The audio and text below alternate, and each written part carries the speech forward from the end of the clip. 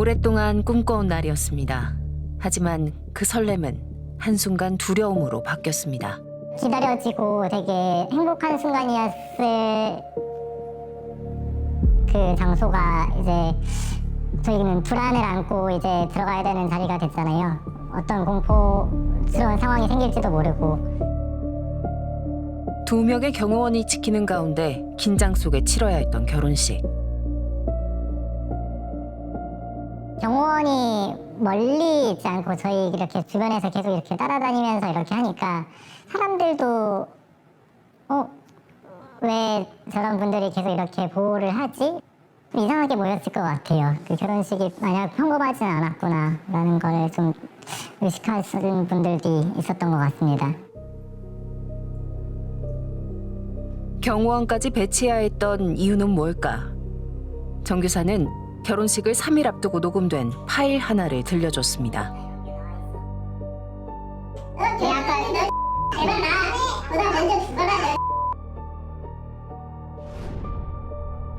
이후 교육부에 보낸 자필 편지의 내용은 더 충격적이었습니다. 저 서원이 하나는 정민호 개새끼 선생 자녀. 태어나면 저보다 먼저 죽는 것과 저가 죽이는 것입니다. 그리고 저가 죽이겠다 한 것은 고소하셔도 됩니다. 법적 책임을 받을 것이고 절대 변명 안 하고 벌 받겠습니다. 정 교사를 위협한 사람은 2년 전 담임을 맡았던 학생의 아버지였습니다.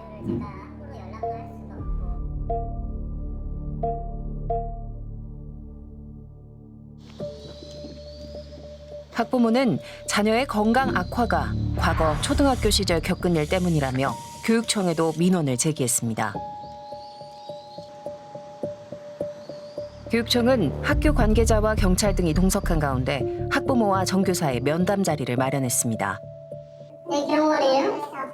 경호원이라뇨. 경호원이라뇨. 왜 동식은 얼굴로 시비 걸지 마세요. 그래서 아니고 너가 지금 동식. 아버님. 나와. 아버님. 너 그거나 이쁘라니까. 왜 동식은 얼굴로 보냐고요? 아버님, 저희 이런 자리 아니에요. 너 쳐다보는 눈이 아니잖아요. 너 쳐다보는 눈이 뭐래, 학부모는 교사가 아동학대를 했다고 주장했습니다. 어떤 내용이었을까? 얘기한 거 그냥 그대로 그냥 전달을 해드릴게요. 학교에서 선생님 사번이었는데 뭐 질의응답 시간이었을 것 같아요. 선생님이 4번 이렇게 불렀는데 어쩌고저쩌고 계속 하다가 3, 4, 12 해가지고 12번을 얘기해서 그래서 내가 얘기를 못하고 그래서 이렇게 얘기를 하더라고요. 종료할 때 운동장에 해한 적 있지? 계단위에 수련도에 이야기 때 영 못해 나를 기획하는데. 학부모가 문제 삼은 건 칠판 문제풀이에서 자녀를 제외시켰다는 점, 더운 날씨에 체육 수업 후 운동장에서 종례를 했다는 점, 그리고 친한 친구들과 다른 반에 배정됐다는 점이었습니다. 면담 과정에서는 결혼을 앞둔 정 교사를 위협하는 발언도 나왔습니다. 너 계약할 너 제발 나 너가 먼저 죽어라. 결혼 잘해라. 눈물에 결혼할 거죠. 나 나팔 불어줬다가 한마디.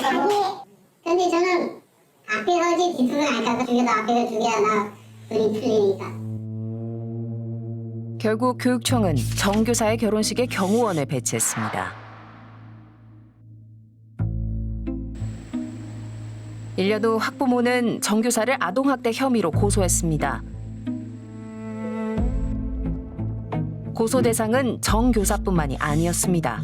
자녀의 1학년부터 6학년까지의 담임을 비롯해 교장, 교감 등 모두 11명에 달했습니다. 고소를 당한 교사들에게 직접 이야기를 들어보기로 했습니다. 저 그냥 그거에 대해서 제가 지금 너무 그것만 생각하면 제가 너무 심장이 떨려가지고 말하고 싶지 않거든요. 저는 신경정신과를 계속해서 다녔어요. 이런 신고가 시작되면서 너무 충격을 받았거든요. 네, 그래가지고 저도 막 불안이나 막 우울 이런 게 확 이렇게 돼가지고 연락을 받아야 되는지도 저 지금 조금 많이 혼란스럽거든요. 죄송하지만 제가 원래 그런 사람은 아닌데 전화를 좀 먼저 끊어야 될 것 같습니다. 당시 일을 다시 꺼내는 것조차 불안하다며 교사들은 인터뷰를 거절했습니다. 아동학대 혐의에 대한 수사는 어떻게 진행되었을까? 제기하는 게 자체는 어쩔 수 없이 자기들의 어떤 학부모의 권리잖아요. 그러다 보니 우리 입장에서는 이것을 그런 어떤 범죄 구성 성립일 등등을 확인해야 되는데 좀 그게 좀 처리 입장이 어려운 게 너무 많아요. 교직원들에 대한 고소는 모두 혐의 없음으로 종결됐습니다. PD수첩은 학부모를 직접 만나보기로 했습니다. 안녕하세요. 네, 안녕하세요. 제가 아이의 민원을 받잖아요. 그럼 답변이 거의 없어요. 해도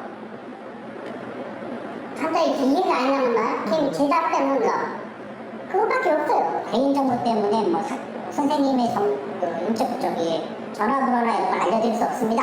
그래서 딱 끝나버렸죠. 아무 처리가 안 해주고. 그러니까 처리가 안 되니까, 그러니까 이제 고소를 한 거죠. 그러고 이제 경찰에서 확인해 주실 거 아니냐.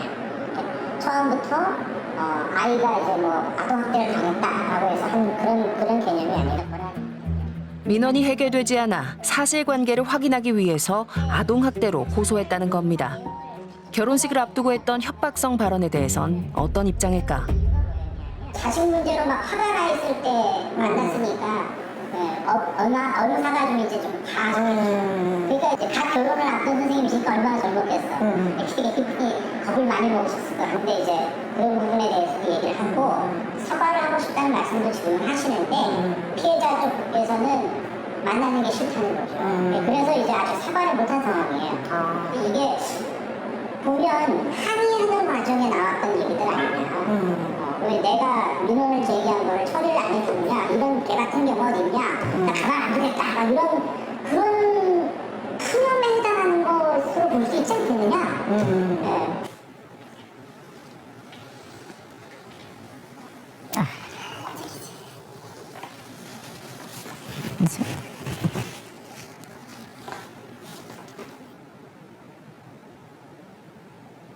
네, 그 일을 겪으면서 엄청 후회가 됐던 것 같아요. 차라리 교사를 말고 다른 직업을 선택했더라면 자책을 많이 했던 것 같아요. 특히 제 아내한테도 그런 일을 겪게 한 게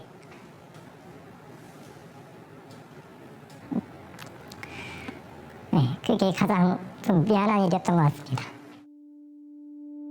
학부모의 민원과 그로 인한 갈등은 교사들의 일상까지 흔들고 있습니다. 반복된 민원으로 고통을 겪고 있다는 한 교사. 너무 부담스러워요. 며칠 동안 이거 이제 찍는다고 하니까 잠도 못 자고 그런 일도 잘 못할 것 같고 좀 바보가 된 것 같아요. 같은 사안의 민원이 학교, 교육청 등 여러 기관으로 이어졌고 대면 조사도 여러 차례 반복됐습니다. 갑자기 수첩을 탁 내리치면서 책상을 탁 내리치면서 그 남자 조사관이 저를 계속 노려보더라고요. 이제 그런 상황에서 이제 조사를 받게 되니까 굉장히 위축된 상황에서 이제 말을 하는데 전화로도 조사를 또 받았고 그리고 또 이제 제가 또 써야 돼요. 그거를 글로 써야 돼요. 서류만 이렇게 앞에 내려놓으면 머리가 하얘져요. 그냥 한숨이 나오고 그냥 멍하니 있어요. 그냥. 문제는 한 교사에 그치지 않았습니다. 민원의 대상은 교사 6명. 그 갈등은 어디서부터 시작된 걸까? 지난 2025년 학교에 한 통의 전화가 걸려왔습니다. 학교폭력이라고 학생이 교사에게 얘기하면 학교폭력 담당 교사에게 바로 연계해야 되는 거 아닌가요? 학생이 왜 철회를 하게 됐나요? 지금 왜 접수가 안 됐는지가 알고 싶으신 거잖아요.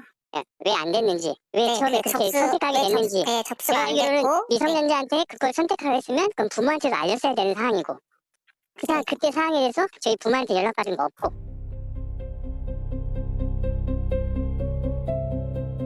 학부모는 교사들이 학교 폭력 사안을 은폐하고 미성년자인 자녀에게 학교 폭력 신고 여부를 선택하게 했다고 주장했습니다.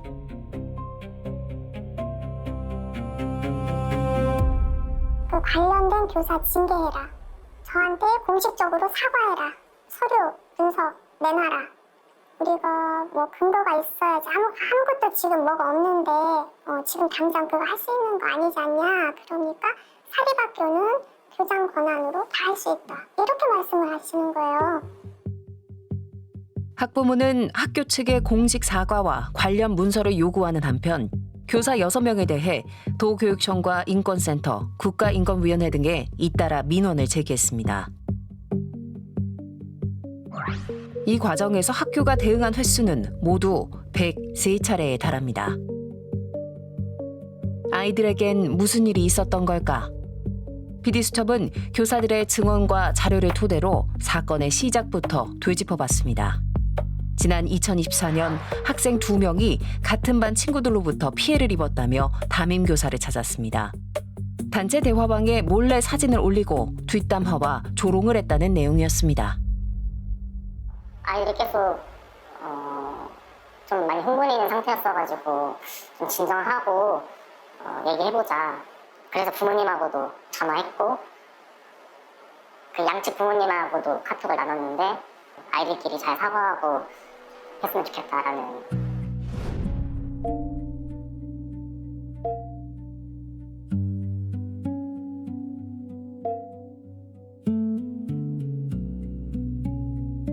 그 카톡을 받고 중재를 해보려고 그랬는데 그래도 아이들이 사이가 좋아질 기미가 안 보여서 그러면 학생부의 상담을 받아보는 게 좋겠다.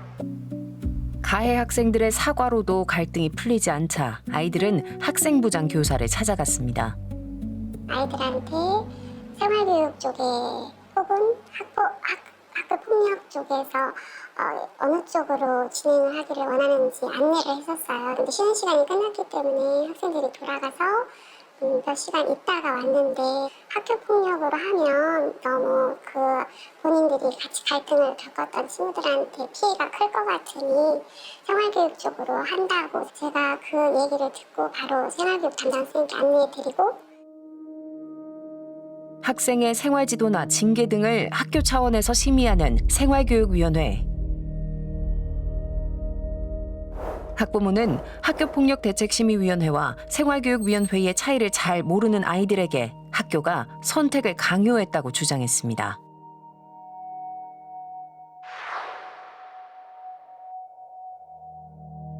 생활교육위원회로 결정하기 전 학생과 학부모의 통화를 지켜본 친구가 있었습니다. 전화해서 이게 뭔지 저게 뭔지 설명 들은 것 같기도 하고 근데 제가 볼 때는 그 전화하신 상대분이 지연이 아버지인 것 같아요. 학부모도 당시 자녀에게 생활교육위원회를 제안했던 점을 인정했습니다. 그러면은 아이가 그 부분은 상의를 했던 거네요. 전화가 와서 학교 폭력은 요즘 아이들이 입시 관련한 굉장한 큰 이슈거리잖아요. 학교 생활교육위원회를 하라고 간편적으로 얘기를 했지.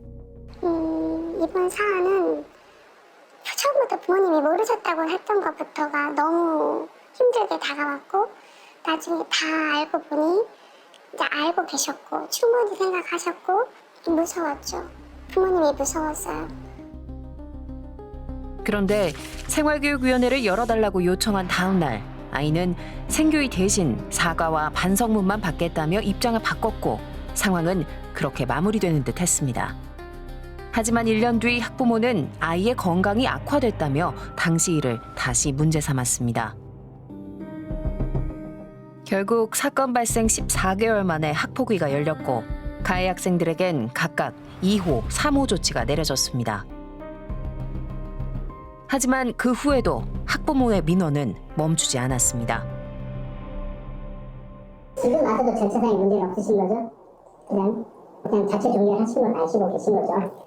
자체 종결 이런 상황 조사가 일어나기 전이었기 때문에 뭐 증거라든지 이런 게 확보가 되기 전이었거든요. 아무것도 안 된 거잖아요. 학교폭력도 안 되고 학교 생활도 아무것도 안 된 거예요. 그걸 학생이 그때 그런 결정을 했다고 학생 책임자라고 계속 돌리는데 학생이 학교를 어떻게 다녀요?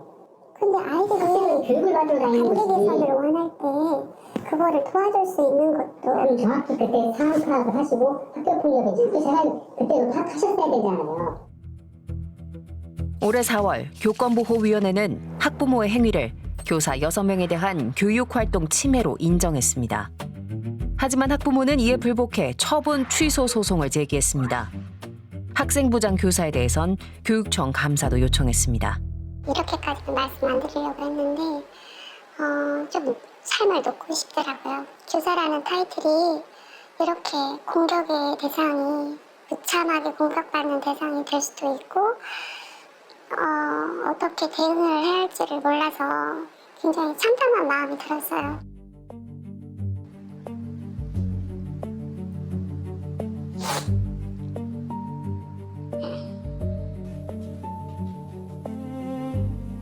학부모가 1년 넘게 문제 제기를 이어가는 이유는 뭘까? 그때는 이렇게 심각성을 저희도 몰랐고 처음 겪어봤기 때문에 몰랐는데 시간이 지날수록 점점 심해지더라고요. 아버님께서 이 사안이 심각하다는 걸 인지하신 후에는 학폭위도 개최를 하셨고 관계기록 조정 개선위원회도 개최를 하셨고 이런 사안이 이렇게 계속 진행이 되고 있는데도 불구하고 계속해서 민원을 제기하시고 또 결국 민원을 소송까지 제기하는 선생님, 이 민원을 제기하는 이유가 애초에 학교에서는 절차상 안 되는 사항을 저희한테 안내를 했고 또 그 절차에 대해서 학교폭력으로 가지 않게 하기 위해서 학생들을 강압적으로 압력을 넣고 그 부분이 중요한 거잖아요. 애초에 그 시간이 열렸으면 아이가 이런 피해를 입지는 않았을 거예요. 아이들 사이의 모든 갈등을 학교폭력 사안으로 바라봐야 하는 걸까? 선생님들은 조금 더 학생들을 위한 선택을 하려고 노력하셨단 말이에요. 중재를 해보고 좀 회복적인 생활 교육을 해보고 더 잘 지낼 수도 있으니까요. 왜냐하면 학폭위를 가는 순간 그 아이들의 교육 관계는 끊겨요. 그래서 이렇게 중재를 하려는 노력을 하다가 오히려 이런 민원 맞이가 되시는 거죠.